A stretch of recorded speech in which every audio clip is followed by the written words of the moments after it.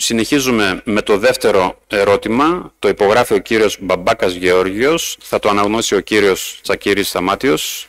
Θέμα: διαχωρισμός νομού Εύρου σε 2 περιφερειακές ενότητες. Κύριε Τσακύρη. Παρακαλούμε πως μας ενημερώσετε για τη θέση του Δήμου μας σχετικά με την πρόταση του διαχωρισμού του νομού Εύρου σε νότια και βόρεια περιφερειακή ενότητα. Τις ενέργειες που έχετε κάνει μέχρι στιγμής και τι προτείνεστε να κάνετε. Ο κύριος Το ερώτημα έχει αφορμή ότι κάποια συμβούλια έχουν πάρει ήδη αποφάσεις, εμείς είμαστε ακόμη εκτός. Ο κύριος Δήμαρχος έχει το λόγο. Κύριε Τσακύρη, έχουμε πάρει πολλές φορές αποφάσεις δημοτικών συμβουλίων χωρίς να έχουν ουσιαστικό αποτέλεσμα. Η ανάρτηση και ο διαχωρισμός του νομού μας σε 2 περιφερειακές ενότητες ασφαλώς είναι ένα θέμα που αφορά την κυβέρνηση, τον Υπουργό Εσωτερικών, αλλά και τους κυβερνώντες βουλευτές οι οποίοι υφίσταται από τον νομό. Δυστυχώς, περιμένουμε μέχρι τώρα, πλην ενός βουλευτού που τοποθετήθηκε και ήταν αρνητικός στο διαχωρισμό, περιμένουμε τα κίνητρα, περιμένουμε ακριβώς ποιο είναι το σκεπτικό του διαχωρισμού του νομού για να πούμε ακριβώς και εμείς τη θέση μας. Εγώ προσωπικά θα ήθελα να σας εκφράσω ότι ήδη έχω κινηθεί μέσω των συνδικαλιστικών οργάνων της ΣΚΕΔΕ, έχω εκφράσει την αρνητική μου άποψη αν θέλετε, αλλά περιμένω επιτέλους να μας ξεκαθαρίσουν γιατί το σκέφτηκαν, γιατί το έβαλαν σε ένα νομοσχέδιο και τι ακριβώς αποσκοπούν. Δυστυχώς δεν υπήρξε καμία συνομιλία με κανένα δήμαρχο από αυτούς οι οποίοι ανήρθησαν αυτό εδώ το διαχωρισμό και δεν υπήρξε καμία διαβούλευση. Άρα λοιπόν αναμένουμε για να πάρουμε μία ολοκληρωμένη θέση και άποψη εάν, όπως είναι πληροφορίες μου, πιθανόν να αποχωρήσει αυτό το νομοσχέδιο, αλλά αυτό θα πρέπει να περιμένουμε.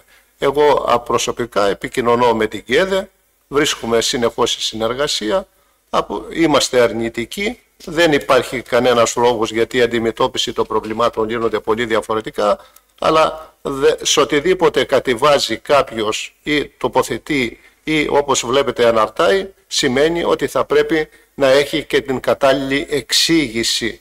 Θα πρέπει πλέον να πληροφορήσει, θα πρέπει να ενημερώσει, θα πρέπει να συνομιλήσει. Αυτό δεν έχει γίνει μέχρι τώρα και επαναλαμβάνω ότι περιμένω από τους 3 βουλευτές να πάρουν θέση. Ο ένας έχει πάρει προς τιμή του, περιμένω και τους υπολείπους και περιμένω και από τον κύριο Υπουργό να τοποθετηθεί με συγκεκριμένες προτάσεις. Πριν σας δώσω το λόγο κύριε Τσακύρη, η πρωτολογία είναι το ερώτημα. Δευτερολογία έχουν δικαίωμα μόνο οι επικεφαλής των παρατάξεων ή ο δήμαρχος, ή δευτερολογία έχει δικαίωμα ο δημοτικός σύμβουλος εφόσον είναι επί του προσωπικού. Κύριε Τσακύρη, έχετε το λόγο. Εγώ απλά λέω πέραν της προσωπικής άποψης του κ. Δημάρχου, μήπως βοηθούσε να υπήρχε και μια απόφαση Δημοτικού Συμβουλίου σαν επιπλέον όπλο στις κουβέντες που θα κάνει αύριο μεθαύριο για αυτό το θέμα. Ο κύριος Δήμαρχος έχει το λόγο. Όταν δεν γνωρίζουμε το σκεπτικό και τι ακριβώς θα προτείνει, εμείς θα είμαστε αρνητικοί ή θετικοί. Τι να κάνουμε, δηλαδή με γενικό αόριστο κτλ. Εγώ είμαι αρνητικός. Εγώ είμαι αρνητικός και επαναλαμβάνω, αν είμαστε όλοι να το συζητήσουμε, να το δούμε, αλλά δεν νομίζω ότι ό,τι αναρτάει δηλαδή είναι σκέψη μου, διότι θα πρέπει να μας εξηγήσουν. Νομίζω ότι συμφωνούμε ότι θα πρέπει να μας εξηγήσουν ή θα πρέπει να πάρουν ένα τηλέφωνο να μας πούνε ακριβώς για ποιο... Να συμβάλλει και το Προεδρείο μόνο στη συζήτηση. Εκτιμώ ότι θα βγει ομόφωνα αρνητική απόφαση του Δημοτικού Συμβουλίου. Καλό είναι να πάρουμε μια απόφαση πριν ανακοινώσουν ότι θα γίνει ο διαχωρισμός και μετά πατρεύει. Την αρχή να κάνουμε μια δήλωση και τα υπόλοιπα. Γιατί να μην πάρουμε μια απόφαση. Να γνωρίζετε τον Νοέμβριο θα πάρθει τέτοια απόφαση και από ΚΕΔΕ που συζητάμε, δηλαδή θα εκφράσουν τη θέση τους και γι' αυτό το έχουμε αφήσει, διότι ασφαλώς θα είναι μετά από το συνέδριο ΚΕΔΕ.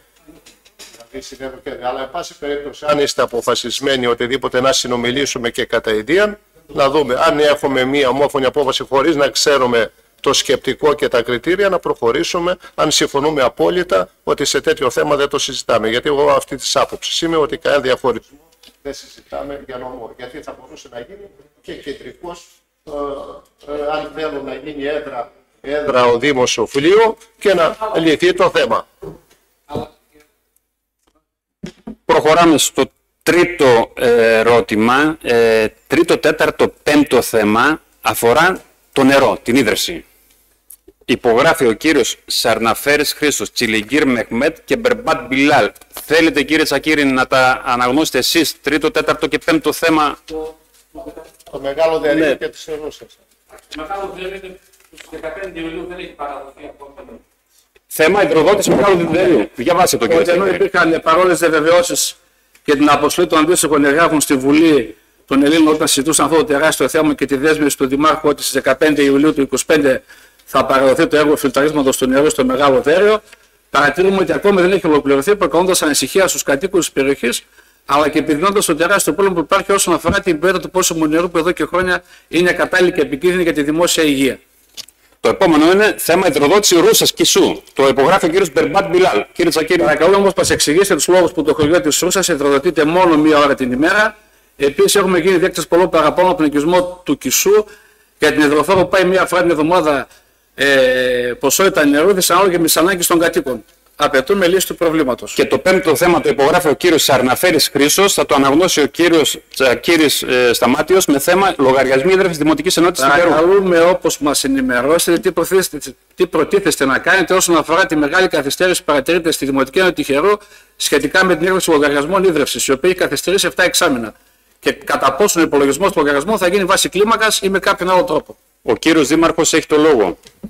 Να ξεκινήσουμε λοιπόν από το μεγάλο δέριο. Η υλοποίηση του έργου προβλέπεται μέχρι τέλος Σεπτεμβρίου. Το γνωρίζετε. Βεβαίως με προφορική διαβεβαίωση του αναδόχου του έργου είχε δηλωθεί ότι το έργο μπορεί να παραδοθεί μέσα Ιουλίου. Ξέρετε ότι αυτά τα έργα είναι τεράστια και χρόνια προβλήματα. Και θα ήθελα να σας διαβεβαιώσω ότι όντως έχει ολοκληρωθεί το έργο, αυτή η επεξεργασία, η μονάδα, αυτή η επεξεργασία του νερού, αλλά εδώ τώρα πρέπει να γίνει και ηλεκτροδότηση. Η ηλεκτροδότηση είναι 1,5 χιλιόμετρο, γίνονται σχετικές μελέτες και από εκεί και πέρα είμαστε έτοιμοι. Εγώ θα ήθελα όμως να τοποθετηθώ και να σας πω τα εξής. Είχα δηλώσει ότι μέχρι το 26 θα υπάρχει υπάρκεια νερού. Ξέρετε κάτι, ότι αυτή τη στιγμή που από το Μάιο οι κάτοικοι δεν είχαν νερό, μέχρι τον Οκτώβριο έχουν όλο το 24ωρο νερό? Γιατί άρχισε να υπάρχει ο έλεγχος, άρχισε να υπάρχει η οργάνωση. Αυτή τη στιγμή δίνουμε 245.000 κυβικά στο μεγάλο δέριο και καταγράφονται τα 50 με 60.000.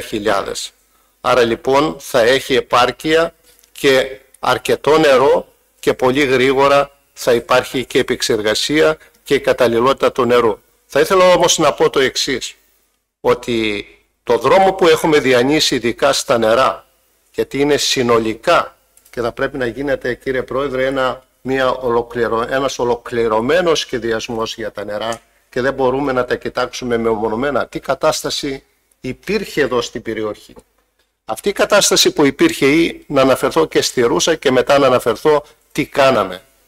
Η Ρούσα αυτή τη στιγμή αναλάβαμε ένα δίκτυο. Πώς το αναλάβαμε, κύριοι συνάδελφοι? Θα σας πω πώς το αναλάβαμε. Πριν να φτάσει στον οικισμό υπάρχει υδροδότηση για πυμνοστάσια, υπάρχουν για χωράφια, υπάρχει αναλογία, γιατί πλέον γνωρίζουμε πόσες ποσότητες νερού δίνουμε. Δίνουμε 500 κυβικά. 500 κυβικά για 300 κατοίκους, 1,5 κυβικό το άτομο και δεν επαρκεί. Και μέσα στο δασίλειο, αν θα δούμε που περπάτησα εκεί, υπάρχουν δεξαμενές. Άρα λοιπόν δεν είναι μία ώρα, είναι θέμα διαχείρισης υδάτων. Γι' αυτό Σεπτέμβριο-Οκτώβριο πιστεύω θα ξεκινήσει ένα άλλο έργο της οργάνωσης και της Ρούσας και του Αιγωνικού με δίκτυο 650.000. Στο μεγάλο δέριο είπα το 26 θα υπάρχει υπάρκεια νερού. Υπάρχει από το 25. Λοιπόν δηλώνω ότι στη Ρούσα θα υπάρχει υπάρκεια το 27, διότι μόλις θα αρχίσουν οι λογαριασμοί να πηγαίνουν θα υπάρχει υπάρκεια νερού. Όμως θα μιλήσουμε για τα νερά ή για το Κισό, το οποίο αναφέρουμε ο Κισός. Ο Κισός πραγματικά στο παρελθόν που δεν έχει ίδρυυση και είναι ένας μεμονωμένος οικισμός και μάλιστα διάφορα διάσπαρτα σπίτια, πήγαινε κάποιος νερό για τα ζώα, για το ζωικό κεφάλαιο? Όχι. Κανείς. Εμείς όταν ήμασταν αντιπολίτευση παρακαλούσαμε την πυροσβεστική να πάει νερό μία φορά την καλοκαιρινή περίοδο. Και τώρα πηγαίνουμε αναβδομάδα, γιατί θέλουμε να στηρίξουμε τους κτηνοτρόφους. Άρα λοιπόν να θυμούμαστε τι παραλαμβάνουμε, τι κάνουμε και πώς στηρίζουμε αυτούς τους ανθρώπους. Όμως να αναφερθώ ότι στην ίδρυυση γενικά, γιατί θα πρέπει να μιλήσουμε και για τα ρολόγια, νομίζω ότι εδώ είναι το θέμα, θα πρέπει να μπει μία τάξη. Ότι δεν μπορεί πριν από τη διεξαμηνή να παίρνει όποιος θέλει, όπως βρήκαμε, για άλλους σκοπούς που εφαρμόστηκε, και να έχουμε ένα τέτοιο σύστημα. Όταν πλέον τα χρήματα τα οποία διατέθηκαν, αν θέλετε ξεκινήσαμε από το τυχερό. Κύριε Δαρούση, το θυμάστε ότι αμίαντος 21 χιλιόμετρα. Οι κάτοικοι με κεντρικό αγωγό αμιάντου, εδώ και 60-70 χρόνια, 2.300.000. Αλλά εδώ στην ολοκλήρωση, εξυγχρονισμό με τα υδρόμετρα 1.700. Τηλεχειρισμός που ξεκινάει του Σοφλίου στα 1.900. Όλα αυτά δείχνουν ότι προσπαθούμε με την αναβάθμιση ακόμα των αντιλιοστασίων του Ορφέα, διότι αυτό είναι το σημαντικότερο, να μην χύνεται το νερό όταν δεν υπάρχει ζήτηση και για εξοικονόμηση ηλεκτρικής ενέργειας με 2.400 εκατομμύρια. Όπως και η επεξεργασία, γιατί η επεξεργασία, κύριε Τσιλιγκύρ, που αναφερθήκατε, που καταθέσατε και αναφέρθηκε ο επικεφαλής σας, δεν έγινε, πρώτα ξεκίνησε το να κάνουμε γεωτρήσεις για να βρούμε νερό, αν υπάρχει καταλληλότητα, και αν υπάρχει καταλληλότητα να κάνουμε μίξη για να ρίξουμε. Υπάρχει μία σειρά διαδικασιών και μία σειρά προσπάθειας θεραπείας όλων αυτών των χρονιών προβλημάτων. Άρα λοιπόν σωστή διαχείριση, χρειάζεται το νερό. Το νερό θα είναι επαρκές και το διαπιστώσατε φέτος. Λοιπόν, γιατί με αυτά τα νερά έχει επάρκεια το Μεγάλο Οδέριο? Εγώ αναρωτήθηκα γιατί μέχρι τώρα από το Μάιο δεν είχε νερό, αλλά και όταν διατίθεται 500.000 για να βρεις και για να κάνεις μελέτες και οτιδήποτε και να βγάλεις διακήρυξη και να ολοκληρώνεις το έργο, είναι πολύ σημαντικό. Ή τώρα θα προχωρήσουμε με άλλα 750.000 σε αυτό, στην αντικατάσταση του εσωτερικού δικτύου ρωσαγωνικού. Άρα οι δουλειές που γίνονται, οι εργασίες που γίνονται, τα προβλήματα που λύνονται είναι πολύ μεγάλα και αντιμετωπίζονται με προγραμματισμό, με μελέτη και με συγκεκριμένα πράγματα, γνωρίζοντας και την κατανάλωση που στέλνουμε στους κατοίκους και τι κάνουμε. Και γι' αυτό δηλώνουμε ότι θα πρέπει να υπάρχει σεβασμός της κατανάλωσης του νερού. Και θα πρέπει να υπάρχει σεβασμός, θα πρέπει να πληρώνει ο κάτοικος όπως μας έχουν κάνει η καταγγελία και πάνω στα ορεινά. Βέβαια οι πιστώσεις είναι μεγάλες που χρειάζεται για αυτό το εξυγχρονισμό. Τις έχουμε διασφαλίσει στο μέγιστο βαθμό και νομίζω ότι όλα αυτά τα θέματα θα λυθούν. Όπως θα λυθούν και τα υδρόμετρα στο τυχερό, όποια είναι χαλασμένα, θα εκδοθούν λογαριασμοί έναντι όλων. Τώρα είμαστε έτοιμοι να εκδώσουμε για το ένα εξάμηνο, μετά το ένα χρόνο έναντι. Θα γίνει η κατανομή ανάλογα δίκαια, έτσι όπως είναι το ποσό που έχουν καταναλώσει όταν γίνεται καθαριστικός λογαριασμός, ο οποίος θα είναι μέχρι τέλος του χρόνου, και να τελειώσει αυτό το θέμα. Υπάρχει ένας προγραμματισμός, μια οργάνωση, αλλά σε ένα τόσο διάσπαρτο, με τόσους πολλούς οικισμούς, δήμο και τόσο αραιοκατοικημένο, χρειάζεται μια προσπάθεια, θέλει πολλές πιστώσεις. Τις πιστώσεις το διαπιστώνουν όλοι, τις βρίσκουμε, υποβάλλουμε τα αντίστοιχα προγράμματα και μελέτες ολοκληρωμένες και λύνουμε ουσιαστικά προβλήματα. Το ίδιο νερό που πήγαινε και άλλες φορές στη Ρούσα πηγαίνει και τώρα. Το ίδιο νερό που πήγαινε στο Μεγάλο Οδέριο άλλες χρονιές πηγαίνει και φέτος και υπάρχει επάρκεια. Όταν λοιπόν υπάρχει επάρκεια, τώρα μιλάμε για ποιότητα. Θα λυθεί και αυτό. Είχατε τόσα χρόνια υπομονή, τρέχουμε με τους γρηγορότερους ρυθμούς που μπορούμε να κάνουμε, να επιτύχουμε αυτές τις διαδικασίες. Άρα λοιπόν και επάρκεια θα έχετε και καταλληλότητα νερού. Ο κύριος Τσακύρης, δευτερολογία. Όσον αφορά το μεγάλο δέριο, το ότι υπάρχει πάρκε, η απάντηση είναι απλή. Φοβάται ο κόσμος να χρησιμοποιήσει το νερό. Γιατί είναι ακατάλληλο. Και αυτό υπάρχει πάρκε, γιατί δεν έχει κανένα στη βρύση. Λοιπόν, τώρα για το τυχερό απαντήσατε. Δεν θα υπάρχει συνολική χρέωση, θα είναι αναλογικά, θα γίνει διαίρεση, οπότε δεν θα δικαιωθεί κανένας δημότης. Από τον Κισό μας παραπονηθήκαν ότι η υδροφόρα που ανεβαίνει έχει νερό από το ποτάμι και οι κάτοικοι θέλουν να το χρησιμοποιούν και απόσιμο, αν είναι δυνατόν. Αυτό ήταν το ερώτημα. Τώρα όλα τα υπόλοιπα και για τη γεώτρηση του μεγάλου δερείου, θυμάστε τι είχε γίνει, ότι ήταν πολύ κοντά στην προηγούμενη, γι' αυτό και δημιουργήθηκαν όλα τα προβλήματα. Αν τότε γινόταν κάπου αλλού, ίσως δεν υπήρχε σήμερα όλο αυτό, όλη αυτή η ταλαιπωρία των δημοτών. Και μετά από 6 χρόνια που ασκείτε εσείς στη διοίκηση, τώρα να το λέμε τι έγινε πριν από 10 χρόνια, πλέον είναι άτοπο. Έχει περάσει ο καιρός, κρίνεστε εσείς και από εσάς θέλουμε απαντήσεις. Ο κύριος Δήμαρχος. Πρώτη φορά ακούω συνεχώς ότι πρέπει να γίνουν θάματα. 6 χρόνια πέρασαν. Αυτά τα έργα τα οποία σας ανακοινώσαμε δεν σας πείθουν για την ουσιαστική και την αποτελεσματικότητα που έχει η Δημοτική Αρχή. Το μεγάλο δέριο με 250.000 κυβικά νερό που ξοδεύει, το βλέπετε να μην πίνει νερό.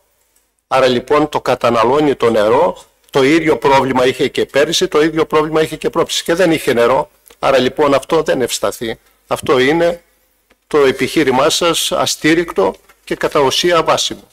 Να προχωρήσουμε στο Κισό, δηλαδή δεν θα πρέπει να λέμε οτιδήποτε, ότι μέχρι τώρα δεν πήγαινε κανένας και αν ο καθένας ο οποίος εγκαθίσταται και δεν έχει ένα σύστημα ίδρευσης στον οικισμό αρχίσει να ζητάει υδροφόρα, έχετε υπολογίσει το κοστολόγιο, ήσταν αντιδήμαρχος οικονομικών, γιατί δεν το στέλνατε τότε, ας πούμε, έχετε υπολογίσει, κάνατε κοστολόγιο, είναι υποχρεωμένος ο Δήμος όπου υπάρχει σπίτι να υπάρχει, δηλαδή να πηγαίνει με υδροφόρα.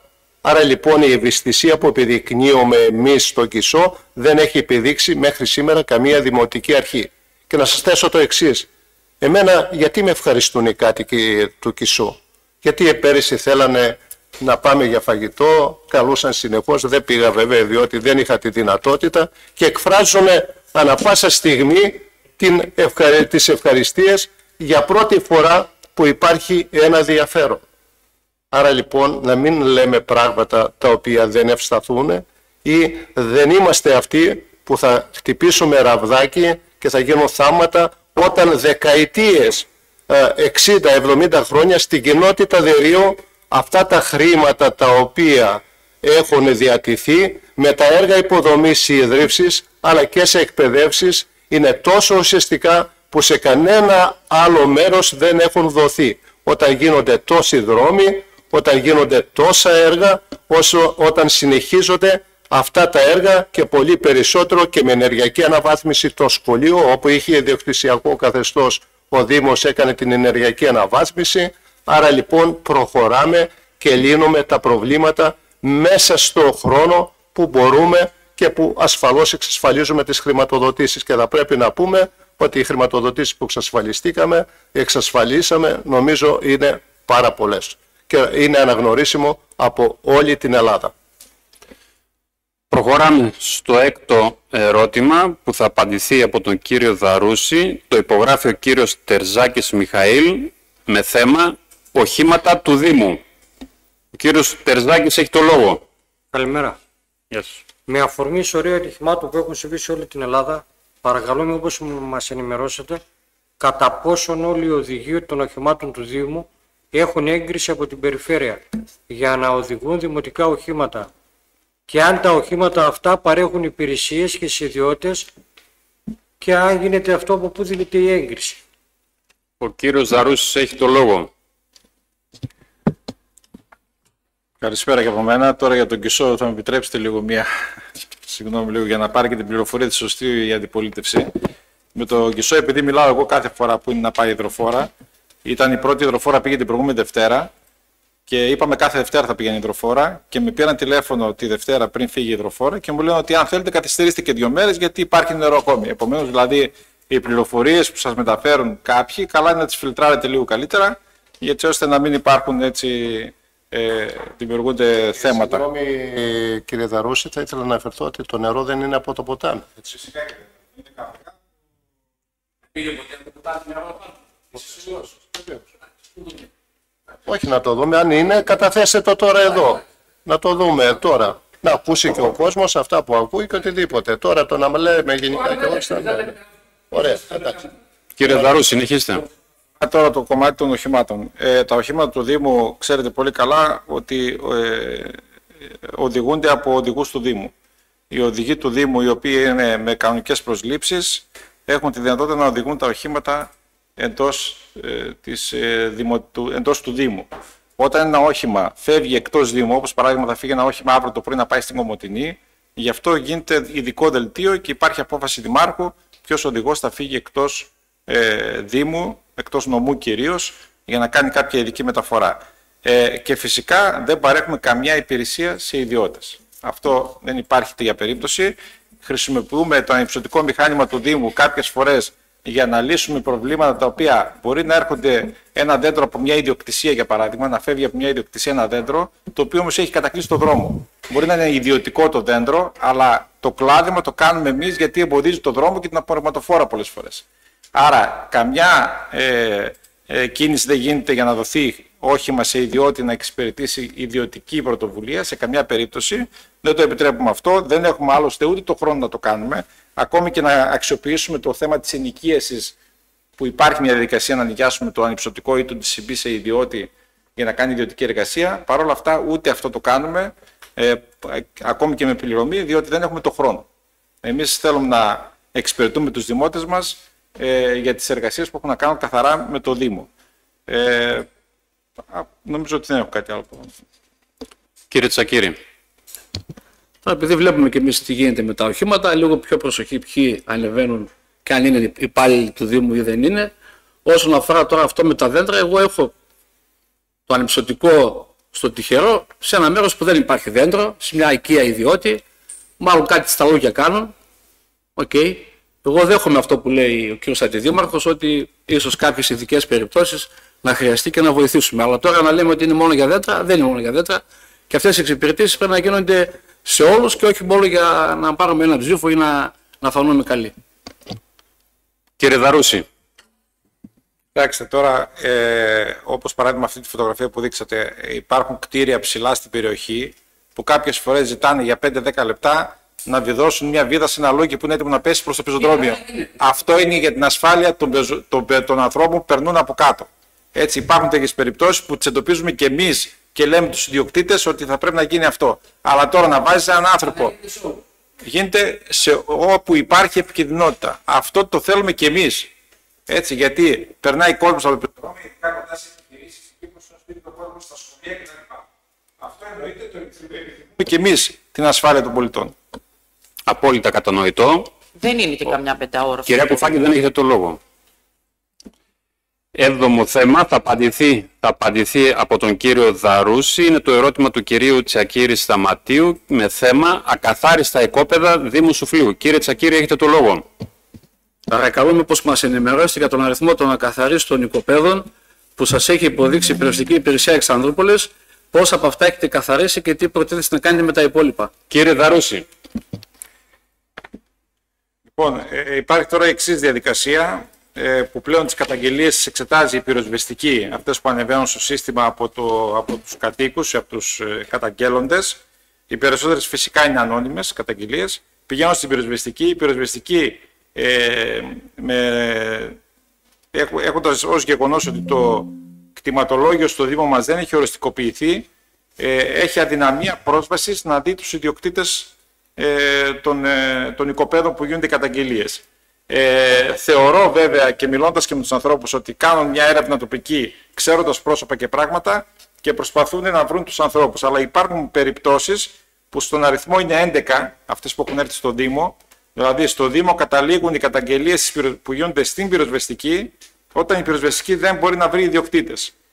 Κανονικά, αν υπήρχε πρόσβαση απόλυτη στο κτηματολόγιο, υπήρχε οριστικοποίηση δηλαδή και μπορούσε η πυροσβεστική να μπει και να βρει τους ιδιοκτήτες, έπρεπε να στείλει έγγραφο στους ιδιοκτήτες και να τους πει να καθαρίσουν τα οικόπεδα. Αυτή τη στιγμή έχουν έρθει σε εμάς από τις 22 Εβδόμου μέχρι 4 Αυγούστου 11 καταγγελίες. Αυτές αφορούν οικόπεδα τα οποία θα πρέπει εμείς τώρα αυτή τη στιγμή να τα δούμε, να τα εκτιμήσουμε, να κάνουμε τη δική μας έρευνα, γιατί και εμείς πρέπει να χρεώσουμε κάπου. Δεν μπορούμε να καθαρίσουμε. Αν πάμε τώρα, υπάρχουν οικόπεδα τα οποία μπορεί να θέλει να δουλέψει ένας φορτωτής και 3 και 4 μέρες. Φαντάζεστε ότι αυτά εδώ έχουν ένα κοστολόγιο για το Δήμο. Εμείς θα κάνουμε τη δικιά μας έρευνα, έχουμε ξεκινήσει ήδη τη δική μας έρευνα, να δούμε κάποια οικόπεδα από αυτά, να βρούμε τους ιδιοκτήτες, όπως το έχουμε κάνει και σε κάποιες άλλες περιπτώσεις, έτσι ώστε να αποφύγει ο Δήμος αυτή τη διαδικασία, γιατί ξέρετε ότι είναι κοστοβόρα για μας. Γιατί και ο Δήμος κάπου πρέπει να χρεώσει. Δεν μπορεί να κάνει μια υπηρεσία. Και πέραν αυτού θα πρέπει να βρούμε και τη διαδικασία και εμείς ως Δήμος πώς θα ανταποκριθούμε σε όλα αυτά τα αιτήματα. Φανταστείτε τώρα να έρχονται οι καταγγελίες σωρητών από την πυροσβεστική προς το Δήμο πλέον, να καταλήγουν στο Δήμο και θα πρέπει ο Δήμος να καθαρίζει 50 και 100 οικόπεδα. Αντιλαμβάνεστε ότι δεν είναι εύκολο. Εμείς προσπαθούμε να κρατάμε τα οικόπεδα τα δημοτικά καθαρά, τους κοινόχρηστους χώρους καθαρούς. Υπάρχει μεγάλη προσπάθεια, το προσωπικό είναι λιγοστό. Επομένως, είμαστε σε μια διαδικασία, υπάρχει μια συνεργασία και με την πυροσβεστική. Μιλάμε με τους ανθρώπους της πυροσβεστικής έτσι ώστε να μπορέσουμε κάποια πράγματα να μην φτάσουν στο Δήμο, να βρούμε τους ιδιοκτήτες δηλαδή πριν φτάσουν στο Δήμο, έτσι ώστε να διευκολυνθεί λίγο η κατάσταση. 8ο και τελευταίο ερώτημα θα απαντηθεί από τον κύριο Δαρούση, το υπογράφει ο κύριος Ματθεουδάκης Γεώργιος, με θέμα σκουπιδότοποι. Ο κύριος Τσακύρης έχει το λόγο. Παρακαλώ μήπως μας ενημερώσετε σχετικά με το μεγάλο θέμα συγκέντρωσης σκουπιδιών σε διάφορα σημεία του Δήμου Σουφλίου και με αφορμή τη μεγάλη πυρκαγιά που εκδηλώθηκε πρόσφατα στην περιοχή του Δήμου Αλεξανδρούπολης με αντίστοιχο πρόβλημα, αν έχουν εντοπιστεί και καθαριστεί όπως οφείλει η Δημοτική Αρχή. Κύριε Δαρούση. Υπάρχει μια συνεργασία πολύ καλή με τους προέδρους στο κομμάτι αυτό. Εντοπίζουμε κάθε φορά σημεία που ο κόσμος πετάει ανεξέλεγκτα. Ξέρετε πολύ καλά ότι απαγορεύεται η αναπόθεση σκουπιδιών. Δεν υπάρχει κανένα σημείο το οποίο μπορούν οι κάτοικοι να πετάξουν σκουπίδια. Το ξέρουμε όλοι πολύ καλά. Αλλά παρόλα αυτά βρίσκουν κρυφά σημεία, βρίσκουν ρέματα, βρίσκουν σημεία τα οποία δεν είναι του Δήμου. Υπάρχουν πάρα πολλά σημεία αυτή τη στιγμή όπως σκουπίδια τα οποία είναι δασικά, δεν είναι αρμοδιότητα του Δήμου. Παρόλα αυτά παρεμβαίνουμε όπου μπορούμε. Προσπαθούμε, έχουμε κάνει ήδη πάρα πολλούς καθαρισμούς. Βάζουμε πινακίδες σε πολλά σημεία που βλέπουμε ότι υπάρχει μια συνήθεια εναπόθεση σκουπιδιών, αλλά σας λέμε ότι το θέμα των σκουπιδιών είναι και θέμα των κατοίκων. Θα πρέπει δηλαδή να υπάρχει και έτσι η προσωπική ευθύνη του καθενός να σταματήσει ο κόσμος να μπαίνει σε αυτή τη διαδικασία. Αυτό δυστυχώς δεν έχει σταματημό. Υπάρχουν πολλά σημεία τα οποία κατά καιρούς διαπιστώνουμε ότι υπάρχουν σκουπίδια. Παρεμβαίνουμε πάντα. Εγώ φέτος όπου έχω στείλει μηχανήματα προτεραιότητα δίνω στα σκουπίδια κυρίως. Λέω ότι σε κάθε οικισμό αν υπάρχουν σημεία με σκουπίδια θα πρέπει να απομακρύνονται. Παρ' όλα αυτά όμως καθημερινώς μπορεί να εντοπιστούν σκουπίδια, αλλά είναι ένα φαινόμενο το οποίο ξέρετε πολύ καλά ότι δεν μπορεί να ελεγχθεί. Και επίσης αυτά τα σκουπίδια που μπορεί να βλέπετε σε κάποια σημεία δεν σημαίνει ότι είναι και δημοτικές εκτάσεις. Τα περισσότερα είναι δασικές εκτάσεις. Κύριε Τσακύρη, δευτερολογία, ναι. Εντάξει, μπορεί να είναι δασικές, είναι και του Δήμου όμως η μεγάλη ευθύνη. Επίσης, αυτοί οι χώροι συγκέντρωσης δεν φυτρώνουν κάθε μέρα και κάπου αλλού. Είναι τώρα 4-5 συγκεκριμένα σημεία που είναι μόνιμα εδώ και μήνες, να μην πω χρόνια τώρα. Και όλοι ξέρουμε που είναι αυτά. Τώρα το ότι υπάρχει και μια ατομική ευθύνη, συμφωνώ σε αυτό. Κάπου και πρέπει και εμείς να παρεύουμε πιο δυναμικά, ίσως. Να εντοπίσουμε ποιοι είναι αυτοί και να τους επιβάλλουμε τα ανάστοιχα πρόστιμα. Κύριε Δαρούση. Και εγώ της ίδιας άποψης είμαι ότι θα πρέπει κάποια στιγμή να αρχίσουν να πέφτουν τα πρόστιμα. Απλά με την ενεργοποίηση της Δημοτικής Αστυνομίας, με το καλό ότι θα έρθει η υπηρεσία και θα έχουμε την υπηρεσία αυτή, θα μπορούμε να κάνουμε τέτοιους ελέγχους. Εγώ ήδη στέλνω τα μηνύματα και με κόσμο που μιλάω ότι θα σταματήσει αυτό με τον ερχομό της Δημοτικής Αστυνομίας. Θα αναγκαστούμε, θα πέσουν κάποια πρόστιμα έτσι ώστε σιγά σιγά ο κόσμος να μαζευτεί. Μη υπάρχοντων άλλων ερωτημάτων, λύεται η συνεδρίαση.